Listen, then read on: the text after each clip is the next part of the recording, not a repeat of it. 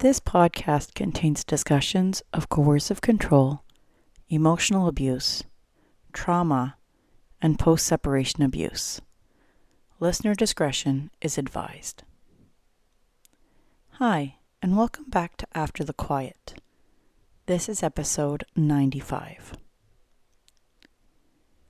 People often think that when a relationship ends, you divide your belongings.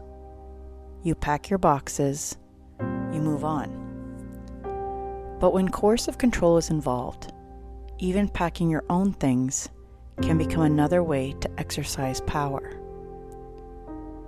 Shortly after we separated, and after our house had sold, he went away on vacation. That gave me a small window of time. I went back to the house to stay with the kids for a few days and to begin packing my belongings.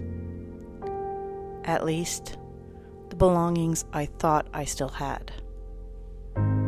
The first thing I discovered was that the door to the primary bedroom was locked. I couldn't get in. That meant I couldn't access our bedroom, I couldn't access the ensuite bathroom, and I couldn't retrieve the few things that still meant something to me. Earlier in our relationship, my engagement ring and wedding band had already disappeared. Whenever he was angry with me, he would take them away. They weren't symbols of love anymore. They had become symbols of control. If he was upset, he decided whether I deserved to wear them. By the time we separated, they were already gone. There were only a handful of things I hoped to recover. Inside the hope chest were the baptismal outfits my 3 children had worn. Tiny little outfits filled with memories. They weren't valuable. They couldn't be replaced. They represented moments I would never get back. There were also a few personal things in my bedside table. Not anything expensive, just pieces of my life. Because that bedroom was locked, I never saw any of those things again. People sometimes assume that grief is only about losing people. But sometimes you grieve objects because of what they represent.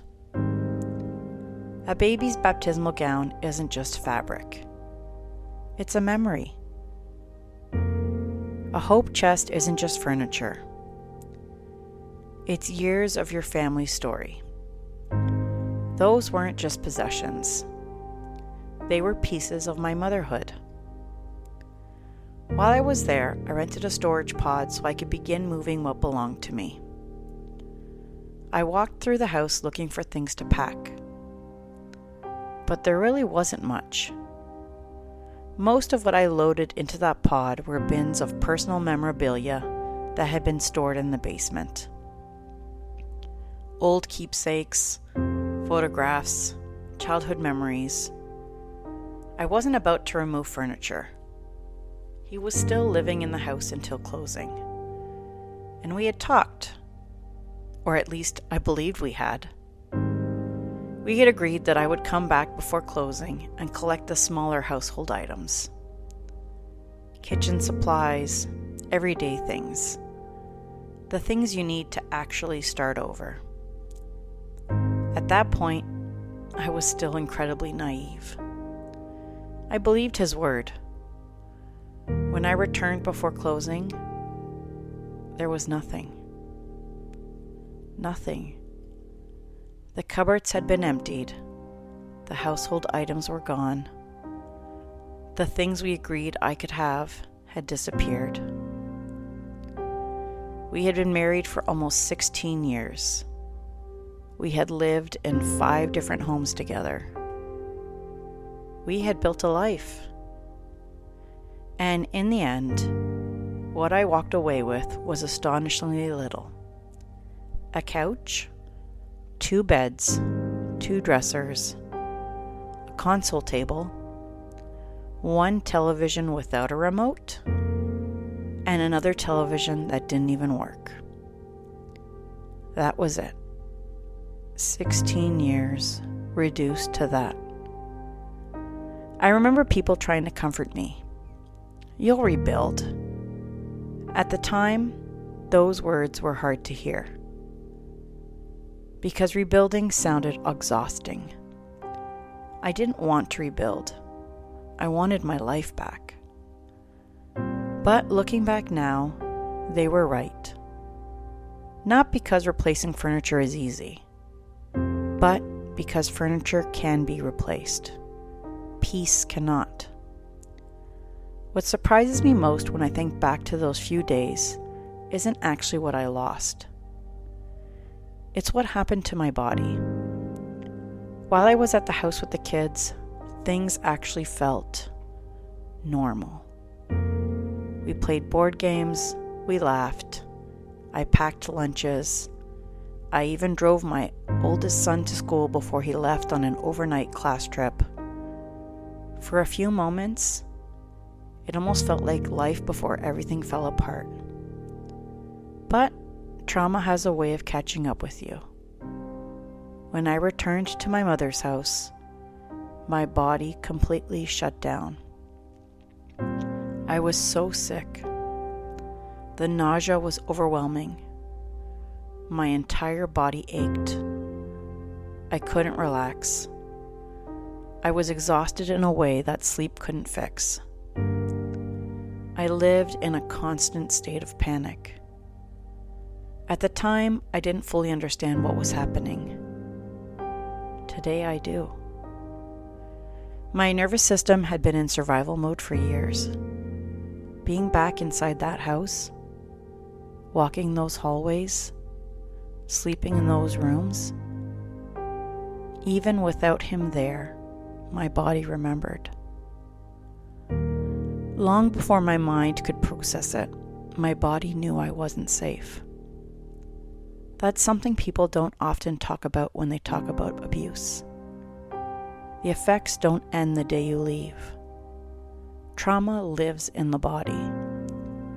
A smell can bring it back, a song, a street, a room, a house. Sometimes your body reacts before your brain even understands why. 7 years have passed since I left. The panic isn't constant anymore. The nausea doesn't visit as often. My body has learned that I'm safe. Most days. But every now and then, something catches me off guard. A memory, a letter, a court document, a photograph. And for a moment, I'm right back there. The thing about trauma, healing doesn't mean forgetting. Healing means those memories become less frequent, less powerful, and eventually, you learn that even when they come, they also pass. If you're listening to this today and you've ever wondered why you still react to something that happened years ago, please know this. Your body isn't betraying you. It's protecting you. It's responding to experiences that taught it danger could exist in places that once felt ordinary. Be patient with yourself. Healing isn't measured by never being triggered again. It's measured by how gently you learn to bring yourself back afterward. Thank you for listening to After the Quiet. If this episode resonated with you, please follow the podcast and share it with someone who may need to hear it.